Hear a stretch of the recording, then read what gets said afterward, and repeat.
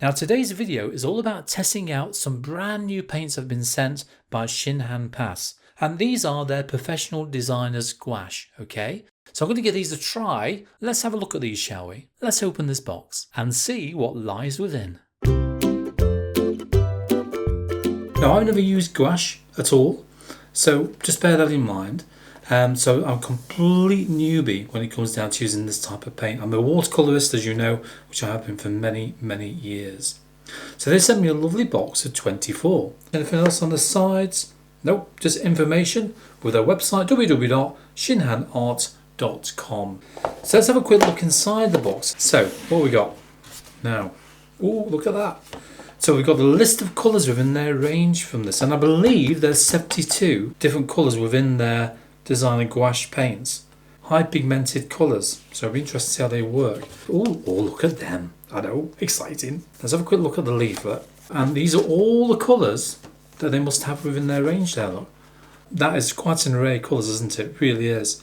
But I'm saying all these things, but I don't know. I never used them before. I never used gouache, as you know. So we're quite interested to see how well they perform. And they've got information on the back on there. Highly pigmented Shinhan professional designer gouache provides rich colour and flows easily with excellent coverage.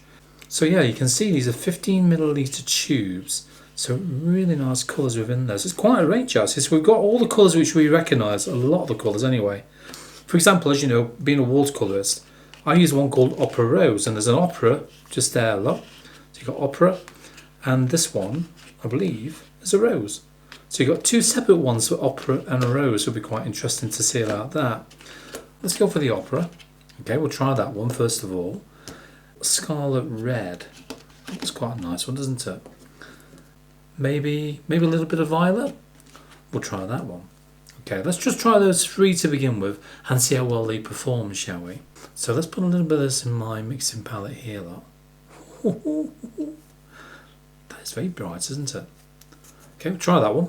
So a little bit of the scarlet red. I'm used to using Scarlet Lake, so we'll put that one over there, look. We'll go for this one, which is the violet, number 115. Now then, brushes. I believe with gouache is that you can use watercolour brushes. You can use acrylic or oil painting brushes as well. So it depends on how you feel about using your own decent watercolour brushes.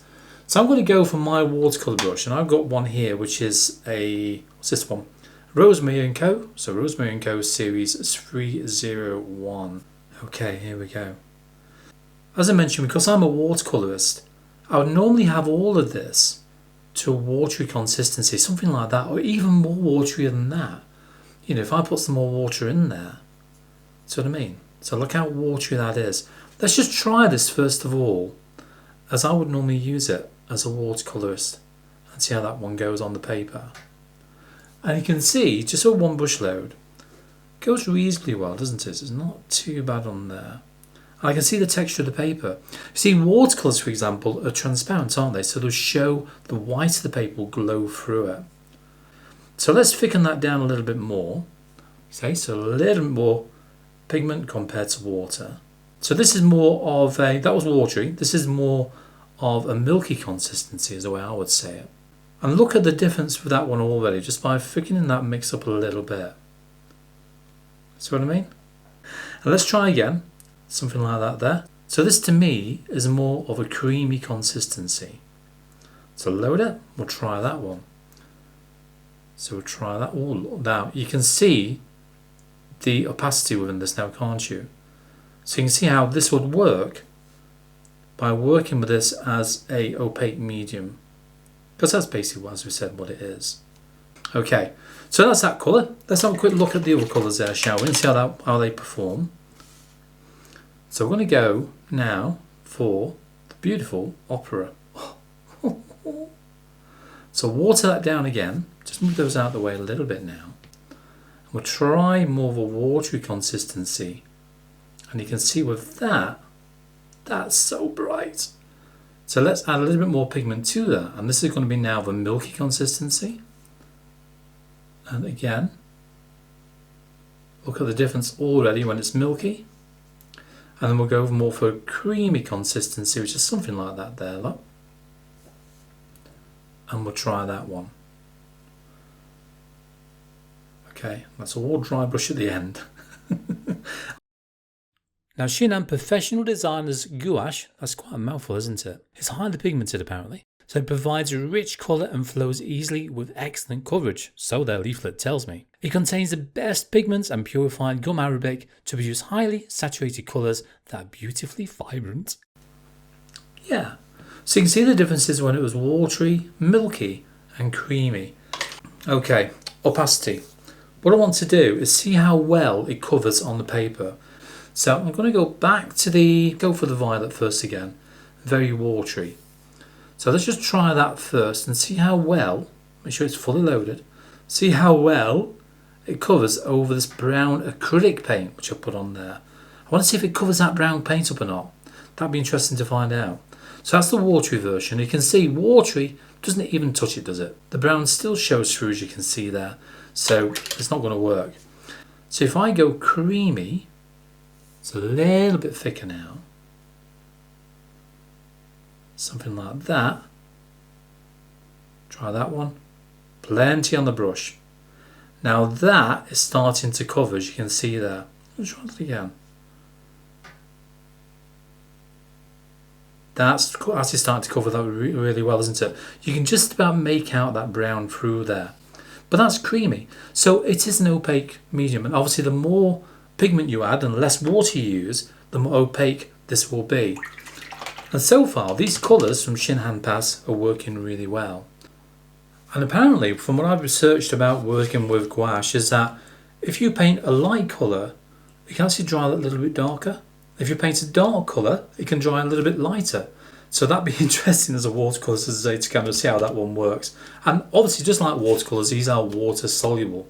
These are like in the middle between watercolour and acrylics. Acrylics being a permanent medium, but still water-based. Watercolours being a transparent medium, but again, water-based.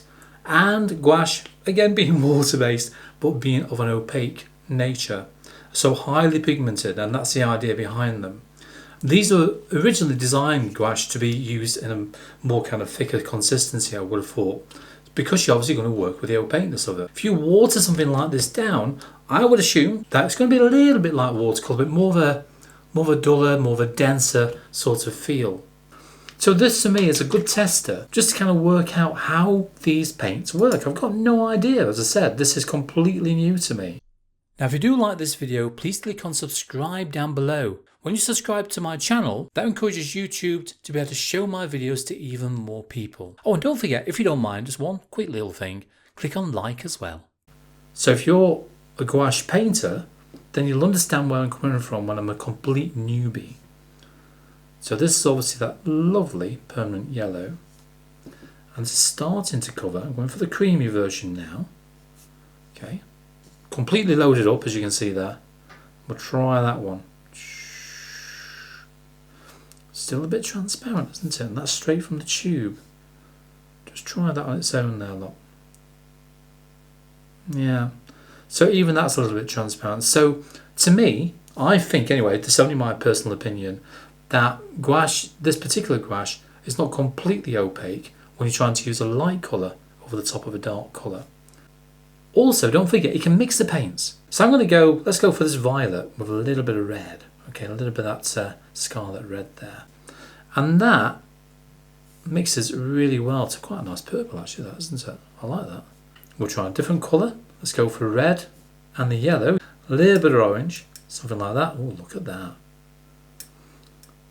And they mix really well actually, I have to say. These paints do mix really well. Lovely orange colour that, isn't it? Between that scarlet red and that very nice permanent yellow. So far, as a non-gouache painter, I'm quite impressed with these colours. I really am. I don't know how somebody would be who's used to using gouache. But you know, like watercolours, when this dries, I should be able to simply reactivate them with a little bit of water. And that's what matters, you know, and that's what's so good about that. And that's a lovely, bright colour. Okay, let's get a larger brush, and I'm going to try doing this with a wash. First thing I want to do with my large, this is a Panart one by the way, 1182 series, and size 8. I want to make sure, I want to give it a try by using just simply a very watery blend and see how well that blends together. So let's give this a try first of all. I'm not going to wet the paper, I'm going to go straight onto the dry paper. So try first of all some of this lemon yellow and the scarlet red. Alright, just completely load that brush up. Let's just try that. And that's very, very watery, as you can see. I've got loads of water in my mixing palette here. So starting from the top, I'll bring this one down. I've got 2 rows of tape on this paper, by the way. Got a colourful one, which looks quite nice as feathers. Tends not to stick. A bad purchase on my side. And then that goes all the way down to the bottom, and that's a complete flat wash. Now if you want to add a colour to that, all you need to do is go into another colour, wash that brush out first of all though. You've got to do this while it's wet as well. Now you can reactivate the paints, remember. I'm going to go for some of this scarlet red, very watery again, look, extremely watery. Look how watery that is in that mixing palette there. I know. So what we'll do is start from the bottom and work our way up. It's a little bit different, probably to about halfway. I want to see how well it blends on that paper. Something like that. Let's try again. Let's go a little bit thicker, starting from the bottom. For a flat, well, this is a gradated wash now, isn't it, really? Going right towards the middle. That'll do something like that, maybe. Actually, apparently, when you're working with gouache, they're very often sought after by designers, illustrators, and commercial artists as well, because of the fact that the colours dry flat.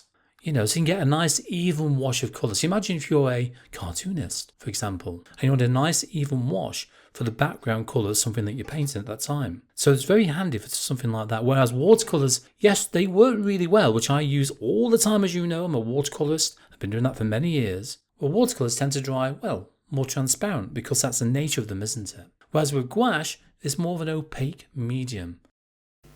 That's blending very nicely indeed. And that to me is quite a nice gradated wash. I want to go more for a creamy consistency, probably a touch more water actually. And we'll try the violet first of all. So nice and creamy. That's better, that's got it. Okay, we'll try that first of all and see how well that one performs. Okay, ready? And this is more, probably a little bit thicker actually. I can afford to go thicker than that. Then bring it down.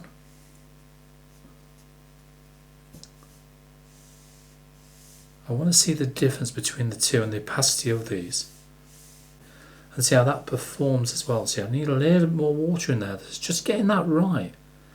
Watercolours are completely different to me for this. They really are. And obviously with watercolours you can work from light to dark. That's how you generally do watercolours. With gouache you want to work from light to dark or even dark to light. And you can see it's a little bit streaky, this one. A little bit streaky.